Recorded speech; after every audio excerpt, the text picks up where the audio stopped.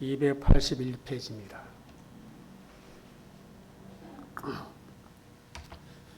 자, 50절에서 우리 58절까지. 좀 어렵습니다, 말씀이. 자, 50절에서 58절까지 서로 한번 교독하죠. 자, 50절입니다.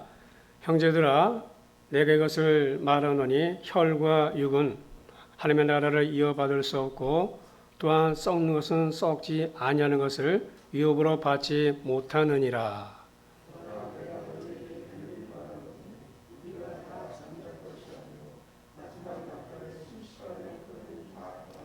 나팔 소리가 나매 죽은 자들이 썩지 아니할 것으로 다시 살아나고 우리도 변화되리라.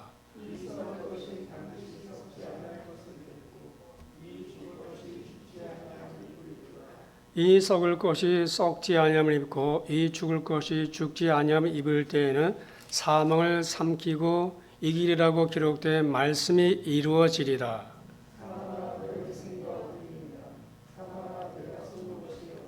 사망이 쏜 것은 죄요 죄의 권능은 율법이라.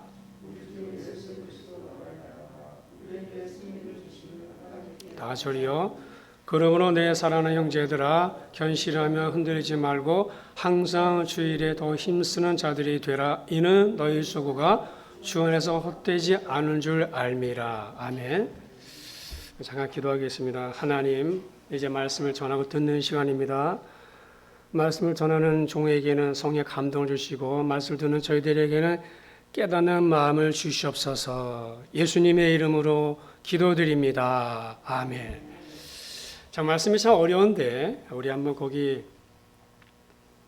52절, 53절 볼까요? 52, 53, 54 이 말씀을 해석할 텐데요. 52절에 보시면 나팔 소리가 나매 죽은 자들이 썩지 아니할 것으로 다시 살아나고 우리도 변화되리라. 이 썩을 것이 반드시 썩지 아니할 것을 입겠고 이 죽을 것이 죽지 아니함을 입으리로다. 이 썩을 것이 썩지 아니함을 입고 이 죽을 것이 죽지 아니함을 입을 때에는 그랬어요. 어렵죠, 어려워요. 무슨 말인지 어렵습니다.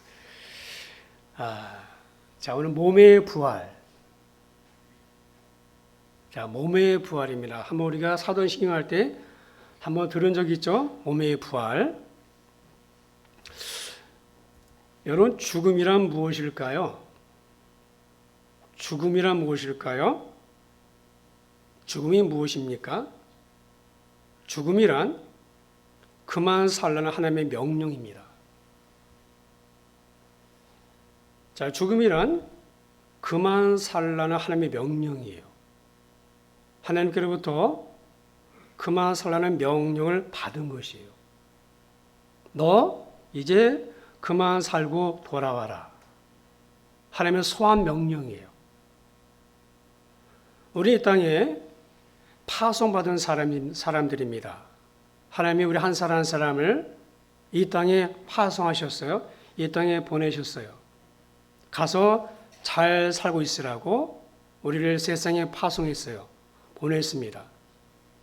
내가 부를 때까지 잘 살고 있으라고 우리를 보내신 거예요. 하나님이 우리를 부르실 날이 바로 우리 죽음입니다. 하나님이 부르시면 누구도 거역할 수 없습니다. 다 두고 가야 됩니다. 아무것도 가져가지 못합니다. 여러분, 이건희 회장을 아시죠? 고 이건희 회장. 삼성, 이병철 회장의 셋째 아들인데 2014년 5월에 급성 심근경색으로 병원에 입원했죠. 6년 투병 끝에 죽었습니다. 6년 투병 끝에 죽었어요. 자, 다음의 내용은 병상에서 회고한 녹음 파일을 요약한 내용입니다. 내용이 이렇습니다. 나는 세상에서 가장 좋은 차를 가지고 있지만 지금은 병원에 휠체어를 타고 있다. 나는 세상에서 가장 비싼 의상을 가지고 있지만은 지금은 병원에 환자복을 입고 있다. 나는 수없이 많은 돈을 가지고 있지만 이 돈으로 내 병을 고칠 수 없다는 것이 원망스럽다. 내 집은 왕궁처럼 큰 저택이지만은 나는 지금 병원 침대 의자 한 채 홀로 외롭게 누워 있다. 나는 비행기가 있어서 어디든 갈 때 타고 갔지만 지금은 간호사가 밀어주는 휠체어에 앉아 있다. 나에게 먹고 마시는 비싼 식품들이 많이 있지만 지금은 병원에서 약 먹을 물만 마시고 있다. 나는 비행기, 저택, 약 18조 이상의 재산이 있지만은 내가 지금 사용할 수 있는 것은 아무것도 없다. 평소에 꼼짝 못하고 누워있는 내가 여러분들에게 해주고 싶은 말은 사람이 살아갈 때 다른 사람을 유익하게 하고 타인을 돕는 것, 이것이 가장 중요한 인간의 도리다. 그러나 그들과 함께 나누지 못했던 것이 내 인생의 가장 후회가 됩니다. 이런 메시지를 남기고 78세에 눈을 감았어요. 더 살고 싶었지만은 그도 하나님의 부르심을 거역할 수는 없었습니다. 18조나 재산이 있었지만은 이런 18조면 상상이 갑니까? 그 많은 재산을 갖고 있었지만은 다 놓고 갔어요. 아무도 가지고 가지 못했어요. 더 살고 싶었지만은 하나님의 부르시니까는 가야만 했습니다. 여러분 성경에 뭐로 말씀합니까? 우리가 세상에 아무도 가지고 온 것이 없음에 또는 아무도 가지고 가지 못한다 그랬어요. 죽음이 무엇이라고? 하나님의 부르심입니다. 여러분 우리도 언젠가는 하나님부터 부르심을 받을 것입니다. 그때가 언제인지는 아무도 모르지만 분명한 한 가지는 무엇입니까? 우리 모두가 하나님 앞에 설 때가 있다는 것입니다. 그러므로 우리가 이 땅에서 어떻게 살아야 될 것인가? 첫째는 믿음으로 사셔야 됩니다. 두 번째는 주신 사명을 감당하며 살아야 됩니다. 하나님이 물으실 겁니다. 내가 너를 저 세상에 보냈는데 너 무엇하다 왔느냐? 주님이 물으실 거예요. 여러분 이것이 믿어져야 돼요. 이것이 믿어져야 돼요. 우리도 죽습니다. 누구도 죽음 피해갈 수 없습니다. 하나님 부르시면 다 놓고 지금이라도 가야 됩니다. 우리는 지난 시간에 죽음에 대해서 함께 말씀을 나눴죠. 세상은 죽음은 끝이다 그랬어요. 그런데 성경 말씀하기를 성경 진리잖아요. 뭐라고 말씀합니까? 한 번 죽는 거 사람에게 정해진 것이고 그 후에는 심판이 있다 그랬어요. 여러분 죽음은 끝이 아니라는 거죠. 심판이 있음을 분명히 말씀하고 있어요. 모든 인류는 하나님의 심판 앞에 서게 될 거예요. 그리고 이 세상에서 행한 일에 대해서 하나님이 조목조목 물으실 거예요. 성경의 말씀에는 그날에 우리 혀가 자백한다 그랬어요. 우리 무의식 속에서 다 잃어버렸지만은 하나님 우리 이 혀를 사용해서 우리 혀가 자백한다 그랬어요. 심판이 있다는 거예요. 죽으면 끝나는 게 아니에요. 여러분 세상에서 가장 믿기 어려운 말이 무엇입니까? 그것은 죽었던 사람이 다시 살아났다는 말이잖아요. 여러분 죽은 자가 살아났다. 참 믿기 힘든 말이죠. 그러므로 사람들은 부활을 의심합니다. 그런데 의심하는 건 어떻게 보면 당연한 일인 거예요. 당연한 거예요. 여러분 부활은 다시 사는 것은요. 인간의 이성으로 믿을 수 없어요. 과학으로도 설명 안 돼요. 여러분 사람이 죽으면은 무생물이 됩니다. 무생물 되는 거예요. 사람이 죽으면 생물이 아니에요. 생명이 없는 거예요. 무생물이에요. 무예요, 무. 아무것도 없는 거예요. 여러분, 무생물에서 생명체가 나올 수 없다는 게 과학의 시각이죠. 무생물에서는 무생물의 생명체가 만들어질 수 없어요. 여러분, 부활이 무엇입니까? 무생물에서 생명체가 다시 탄생한다는 거 아니에요. 그냥 다 죽어서 생명이 없잖아요. 여러분, 무덤에 가면 많잖아요. 다 죽어서 생명이 없잖아요. 말 그대로 무잖아, 무. 근데 어떻게 생명이 다시 살아납니까? 어떻게 생명이 생길 수 있어요?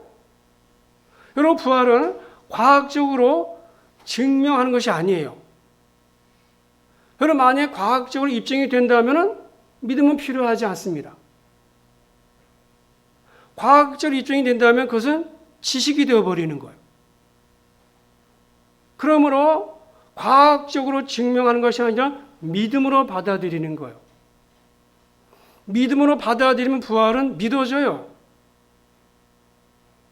여러분, 인간이 죽으면 육체가 썩기 시작하죠. 흙에 묻혀서 흙수에서 미생물들의 영향으로 말미암아 육체가 분해되기 시작해요. 오랜 세월이 지나면 어디로 갔는지 조차 찾을 수 없어요. 인간이 죽게 될 때 인간의 몸은 분해되기 시작하죠. 그리고 시간이 지나면 흙으로 변해요. 그래서 매장된 몸의 성분과 내 몸의 성분과 흙의 성분은 사실상 구분이 안 돼요. 나중에는 아예 형체조차 없게 되죠. 그런데 성경은 말씀하기를 죽어서 흙으로 변해서 형체가 다 없어졌는데 그 몸이 다시 부활한다고 그랬어요. 없어요. 다 썩어서 없어요. 아무것도 없어요. 그런데 성경은 말씀하기를 그 상태에서 몸이 다시 살아난다고 말씀하고 있어요. 여러분, 지금 많이 생각이 달라졌죠? 20년 전만 해도요, 화장을 꺼려했습니다. 왜요? 2번 주는 것 같아요. 화장터에 불에 넣으면 2번 주는 것 같아요. 아마 그래서 그런 생각했는지 몰라요. 여러분, 사실 매장되면은 흙이 묻히면은 썩어서 흙이 되어 사라지고 화장하게 되면 다시 재가 되어 사라집니다. 육체가 사라진 것은 똑같죠? 그렇지 않아요. 그런데 우리 몸의 부활에는 아무 장애가 없어요. 왜? 그 일을 하시는 분이 하나님이니까. 그분은 전능하시잖아요. 그분은 창조주잖아요. 무에서 유를 창조했잖아요.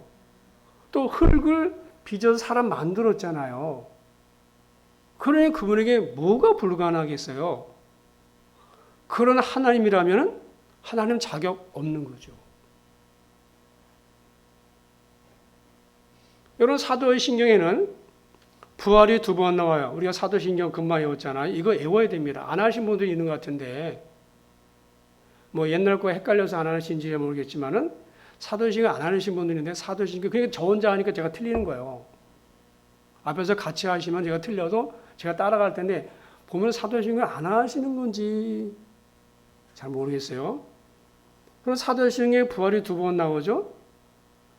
장사된 지 사흘 만에 죽은 자 가운데서 다시 살아나셨으며 또 뒤에는 죄를 사하여 주시는 것과 몸이 다시 사는 것과 그랬어요.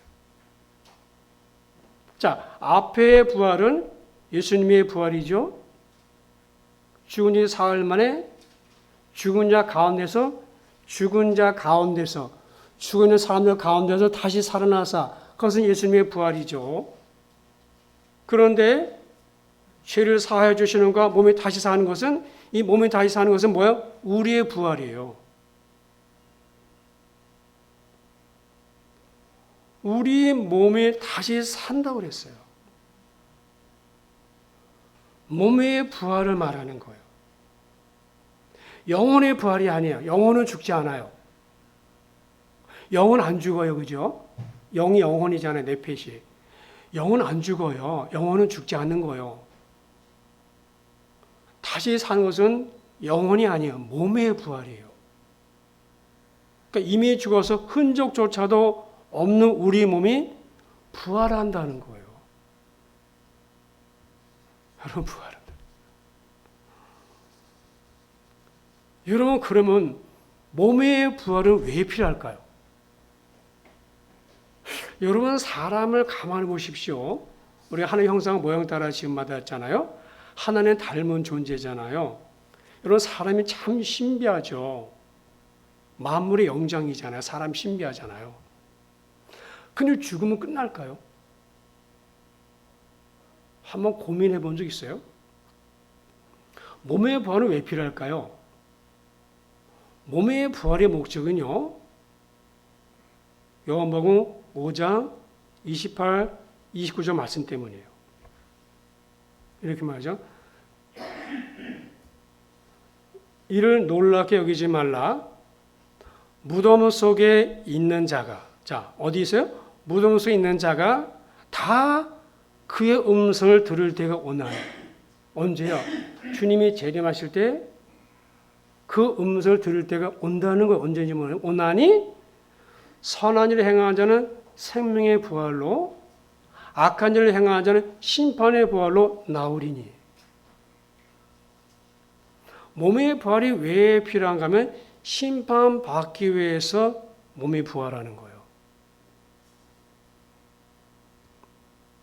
영생이냐 영벌이냐.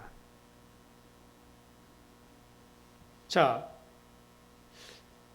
예수 믿은 사람은 영생으로 들어가지만은 예수를 안 믿는 사람들은 영벌에 처하는 건데, 그래서 심판을 받기 위해서 몸이 부활하는 거예요. 이 세상에서 벌은 시한이 정해져 있어요. 그죠? 뭐 30년 징역, 뭐 무기징역, 또 뭐 10년 징역, 벌이 기간이 정해져 있잖아요. 미국 같은 데서는요, 종신형이 있어요. 종신형. 우리 무기징역 같은 거겠지만 종신형이 있는데, 사실 종신형도 시한이 정해져 있다고 봐야 되잖아요. 죽을 때까지잖아요. 죽으면 벌이 다 끝나는 거잖아요. 더 이상 벌을 줄 수가 없잖아요.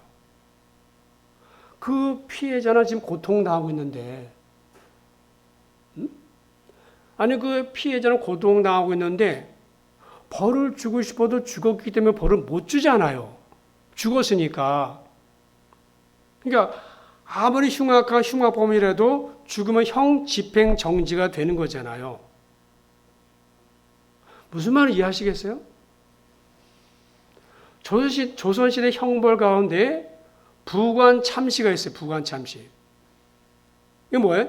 이미 사망한 사람이 사망한 후에 큰 죄가 드러났을 때 처하는 극형입니다. 어떻게 하는 줄 아십니까?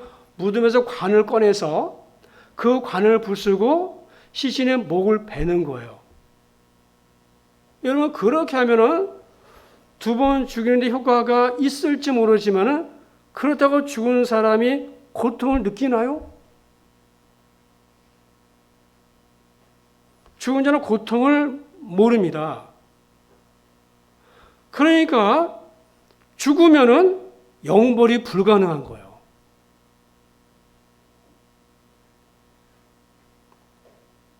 그래서 몸의 부활 후에 벌을 받음으로써 영벌이 되는 거예요. 지금 영혼은 어디가 있습니까? 예수 믿는 천국이 있지만 예수 안 믿는 지옥이가 있죠. 그 영혼이 몸과 합쳐지는 거예요. 그래서 함께 영과 육이 지옥으로 가 있는 거예요. 영원토록 벌 받는 거예요.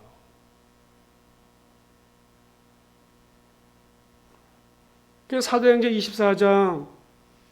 24장과 계시록 20장에 보시면은 의인과 악인의 부활이 있으리라. 계시록 20장에 보시면은 바다가 그 가운데서 죽은 자들을 내어주고, 바다에 빠져 죽은 사람이 있을 거 아니에요. 또 사망과 음부도 그 가운데서 죽은 자들을 내주고, 그리고 각 사람이 자기 행위에도 심판을 받고, 사망과 음부도 불못에 던지니, 불못이 뭔지 아십니까? 연못인데 불이 막 붙어있는 연못인 거예요. 우리 연못 있잖아요. 거기에 던져지는 거예요. 이게 둘째 사망이라. 곧 불못이라 했어요. 자, 사람은 두 번 죽는다고 그랬죠? 예수 안 믿는 사람은 한 번 태어나 두 번 죽어요. 예수 믿는 사람은 두 번 태어나 한 번 죽어요. 두 번 태어나는 거 지난번에 거듭남이랬잖아요. 거듭남으로 다시 태어나잖아요. 우리 예수 믿는 사람은 두 번 태어나서 한 번 죽어요. 우리 육체 죽는 거. 그래 예수 안 믿는 사람은 한 번 죽어 한 번 태어나 두 번 죽어요. 둘째 사망. 여러분 우리 육체는요, 우리 몸은 이 몸은요, 불못이죠. 영원히 꺼지는 불입니다. 거기에 던져지는 순간에 고통 느낄 사이도 없이 죽게 되죠. 근데 부활의 몸은 죽지 않아요. 부활의 몸은 죽지 않아요. 여러분 좀만 생각해 보세요. 이성으로. 이해가 됩니까? 그러니까 산채로 그곳에서 영혼의 고통을 받게 된다는 거예요. 그래서 영벌이에요. 영혼은 무엇입니까? 부활의 몸으로 예수님과 영원히 함께 사는 거예요. 근데 영벌은 음부, 그 지옥에서 영원히 꺼지지 않는 불에서 영원토록 고통을 당하는 거예요. 그래서 죽고 싶어도 못 죽어요. 여러분 그렇습니다. 부활의 몸은 영원히 천국에서 영생을 살기 위해서 부활하는 거예요. 그러나 예수 믿지 않은 사람들은 지옥에서 영원히 고통받기 위해서 살아나는 거예요. 왜? 히브리서 9장 27절 아까 처음 말씀드린 심판을 받기 위함이라 했잖아요. 한 번 죽는 건 사람에게 정해진 것이지만 그 후에는 심판이 되잖아요. 여러분 성경은 짝이에요. 짝. 성경은 짝이란 말이 있어요. 구약과 신약이 짝입니다. 그래서 성경의 히브리서 9장 27절 말씀이 고린도서 15장에서 이게 서로 짝이 맞는 거예요. 심판 무슨 심판인가? 영벌의 심판. 그러면 부활의 몸은 어떤 몸입니까? 다시 사는 몸은 어떤 몸입니까? 다시 사는 몸은 어떤 몸입니까요? 어떤 몸입니까요? 성경에 다 있어 그게. 자 35절 이하에 보시면은 누가 묻기를 죽은 자들이 어떻게 다시 살아나며 졸면 안 되는데 누가 묻기를 죽은 자들이 어떻게 다시 살아나며 어떠한 몸으로 오느냐 하리니. 자, 두 가지를 못 믿는 거죠. 죽은 자 어떻게 살아나느냐. 또 하나는 뭐예요? 어떤 몸으로 오느냐 이거야. 근데 사도 바울이 해석하기를 어리석은 자여 내가 뿌리는 씨가 죽지 않으면은 살아나지 못하겠고 또 내가 뿌리는 것은 장래의 형체를 뿌리는 게 아니고 다만 밀이나 다른 것의 알맹이 뿐이로되 하나님은 그 뜻대로 그에게 형체를 주시되 각 종자에게 형체를 주셨다 그랬어요. 무슨 말을 해석해 드릴게요. 잘 보십시오. 자, 씨가 땅에 묻혔습니다. 그죠? 자, 씨가 땅에 묻혔어요. 씨가 죽죠? 근데 다시 살아나잖아요.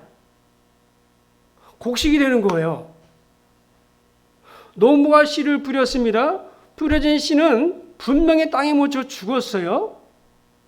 근데 죽어가던 씨가 사라질 줄 알았는데 거기서 싹이 트냐 이거야. 싹이 트지 않냐 반문한 거야. 고린도 교회 부활을 믿지 않은 사람들에게 사도 바울이 설명해 주는데 파라 농부가 씨를 뿌리지 않냐. 그러면 씨가 땅에 들어서 죽지. 근데 다 사라질 줄 알았는데 거기서 싹이 나지 않느냐 반문하는 거예요. 그러면서 부활을 설명하는 거예요. 저 씨가 썩어야 싹이 돋는 것처럼 사람도 반드시 죽어야 영원한 생명, 그 부활의 생명이 싹 튼다는 거예요. 농부가 씨를 뿌릴 때 여러분 농부는요 이거 심지 않아요. 농부는 뭘 심어요? 이거 심어요. 이거. 사실 이것도 벌써 싹이 튼 거잖아요. 그러니까 바울이 말하기를 야 봐라 농부가 밭에다 씨를 뿌리는데 이거 뿌리는 거 아니지 않느냐. 이거잖아 이거 너희가 씨앗을 뿌리지 알맹이 뿌리는 게 아니잖아. 씨앗을 뿌리는 거잖아. 형체를 뿌리는 게 아니잖아. 야 씨앗이잖아 씨앗. 그리고 농부가 씨를 뿌릴 때 비록 작은 알맹이를 뿌리지만은 하나님께서 각각의 종자마다 형체, 다시 말하면 콩, 팥, 옥수수, 보리, 밀 다 다르잖아요.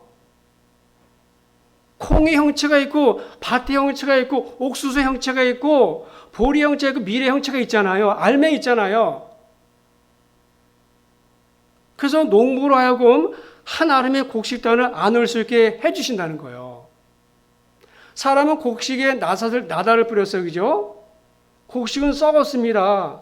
그러나 하나님은 그 죽은 곡식을 다시 살아나게 하셔서 생명의 변화를 주는 거예요. 여러분 씨앗에 생명 있잖아요. 그래서 결과 곡식은요.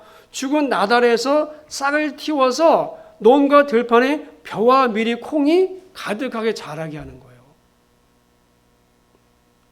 그런 농물 것을 거두어다가 먹는 거죠. 바울은 자연계의 식물 이야기에서 사람의 이야기로 전환해요. 봐. 42절 이하거든요. 죽은 자의 부활도 그와 같다는 거야. 죽은 자의 부활도 그와 같으니 썩을 것으로 심고 썩을 것이 뭐 지금 이 몸이 이거 썩잖아요. 여러분 다.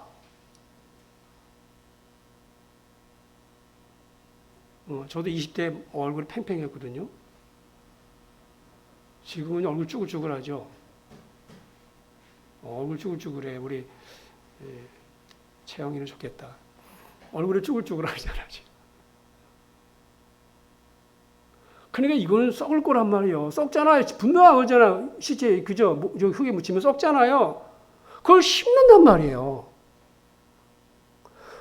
썩을 것으로 심고 썩지 아니할 것으로 뭐예요? 부활이 부활. 부활체. 다시 살아나며 욕된 것으로 심고 이건 뭐 우리 현재 몸이에요. 영광스러운 것으로 다시 살아나며 부활의 몸은 영광스러운 것으로 약한 것으로 우리 몸이잖아요. 약하죠 우리 몸이.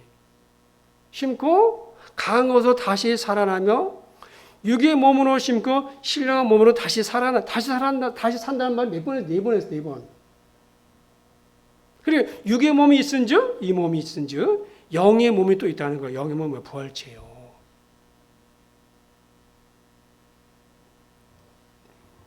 여러분 식물의 종자를 땅에 던졌더니 하나님의 섭리로 인해서 농부의 밭에 다시 나타나는 것처럼 사람도 흙에 묻히지만은 하나님의 능력으로 다시 살아나는 거예요.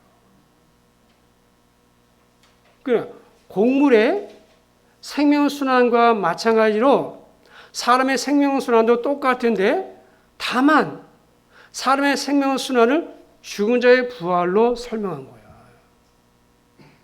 우리가 만물의 영장이라며. 우리가 미물보다 못해요?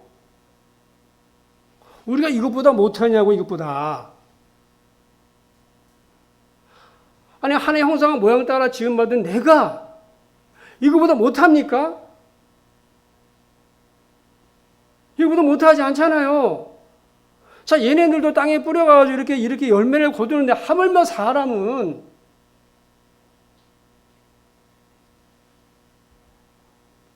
그러므로 사람도 부활하기 위해서는요, 흙에서 온몸이 흙으로 돌아가야 돼요. 흙에서 와서 흙으로 돌아간다 했잖아요. 죽어야 한다는 거예요. 죽어야 다시 살지. 안 죽었는데 어떻게 다시 살아요? 그러니까 몸은 흙으로 돌아가 썩어야 되는 거예요. 근데 그 썩은 몸을 통해서 썩지 아니할 신령한 몸이 다시 살아나는 거예요. 여러분, 다른 몸을 주는 게 아니에요. 콩 심은데 콩 나죠? 파 심은데 팥 나잖아요. 우리가 부활하는 것은요, 뭐 다른 몸, 제가 뭐 집사람 몸으로 이게 아니에요. 지금 여러분이 갖고 있는 몸으로 다시 부활하는 거예요. 그러니까 부활체는 한마디로 신령한 몸인 거예요. 그 영의 몸이라 했어요. 지금 우리가 갖고 있는 육체와 질적으로 다른 몸이에요. 몸은 몸인데 새롭게 변화된 몸이에요. 그래서 바울은 빌립보서 3장 21절에서 말씀하죠. 그가 그런 만물을 자기에게 복종하게 하실 수 있는 자의 역사로. 자, 만물은 우리도 들어와 있어요. 무덤에 묻힌 다 만물이잖아요. 우리의 낮은 몸을 자기의 영광의 몸의 형체와 같이 변하게 하시리라. 여러분, 주권이 누굽니까? 주어가 누구예요? 주어가 하나님이잖아요. 이 말씀에 주어가 누구입니까? 하나님이잖아요. 낮은 몸이 무엇입니까? 우리 지금 이 몸 늙고 쭈글쭈글하고 허리 아프고 코로나 걸려가지고 입맛 떨어지고 병 걸리고 죽어 부패할 몸인 거예요. 이게 낮은 몸이라는 거예요. 근데 주님이 재림하실 때 지금 이 몸은요, 당신이 부활하실 때처럼 영광의 몸, 썩지 아니할 몸, 신령한 몸으로 변화시킨다는 거예요. 그래서 예수님께서 부활체와 우리 예수님처럼 우리가 그렇게 같이 되는 거예요.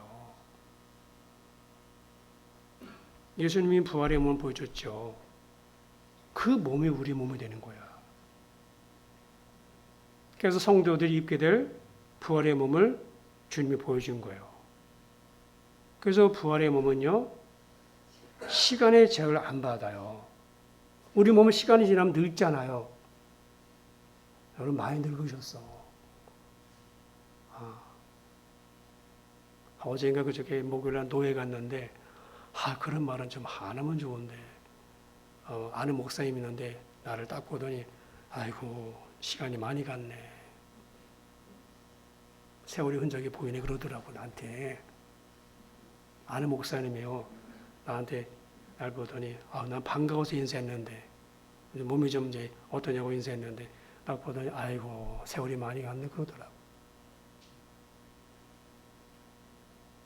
우리 몸은 시간의 제약을 받죠. 시간이 지나면 늙고 오잖아요. 그런데 부활의 몸은 시간의 영향을 안 받아요.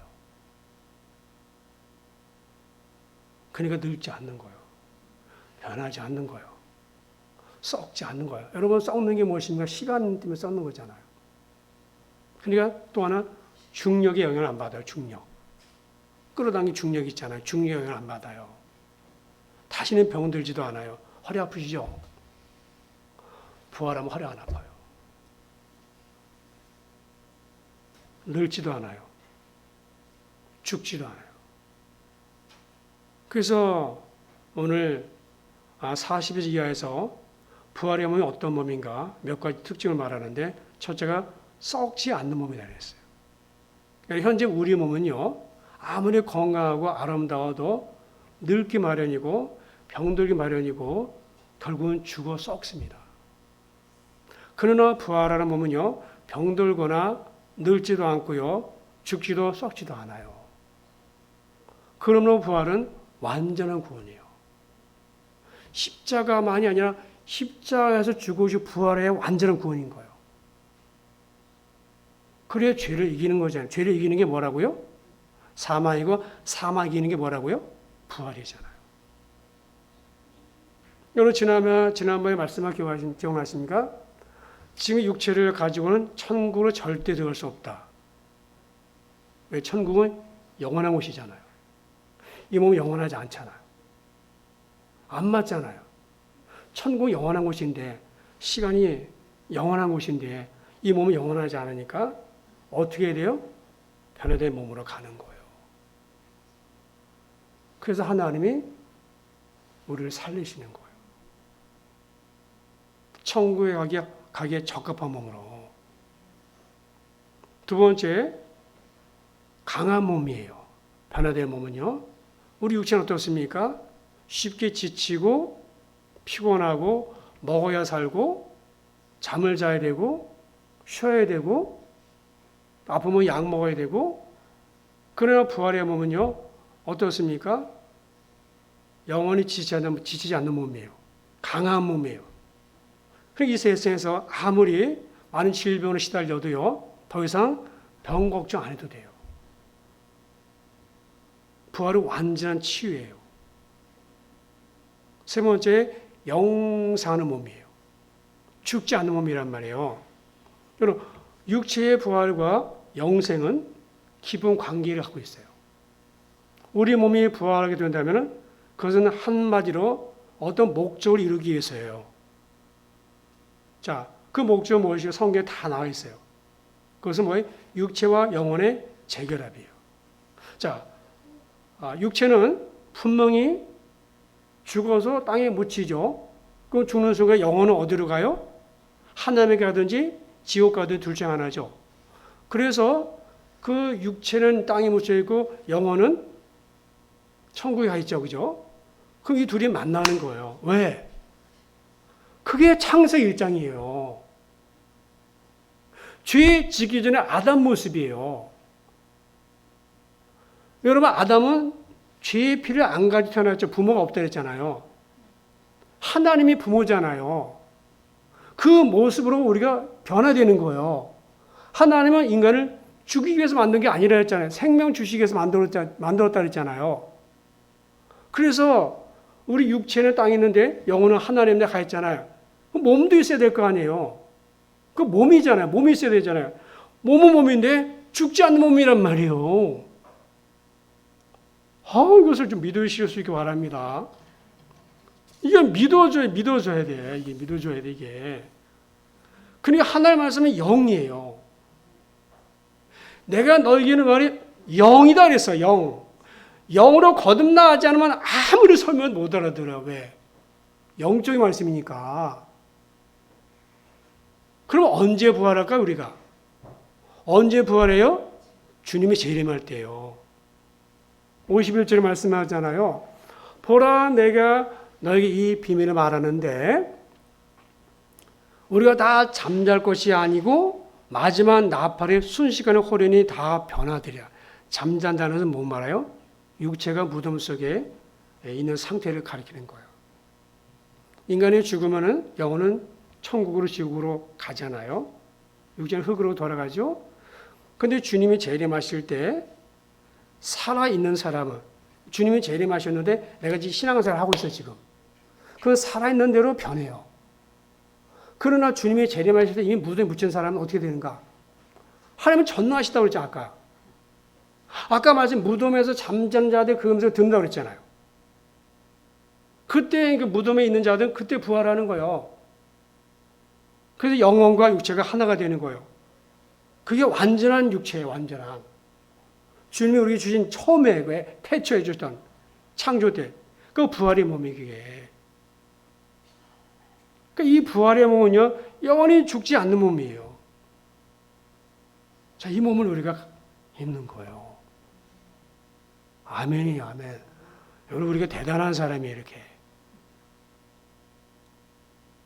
다 죽을까 봐 아까 이건희 회장처럼 18조까지 뭐예요? 결국 죽잖아요. 쓰지도 못하고 죽었어요.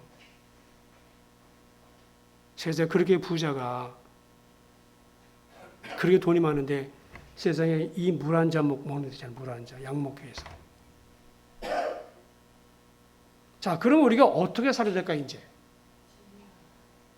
우리 어떻게 살아야 됩니까? 오늘 성경 말씀하기를 뭐라고 했습니까?